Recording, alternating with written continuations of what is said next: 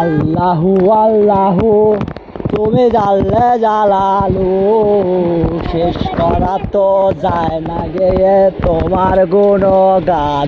তুমি কাদের জব্বার, তুমি জলিল জব্বার, অনন্ত অসীম তুমি রহিম রহমান।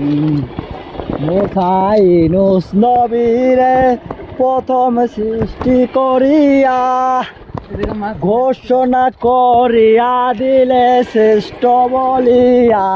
তাই তো নূরের ফেরেস্তা করে আদমকে সেজদা, সবার থেকে সম্মান দিলে মাটির আদমকে।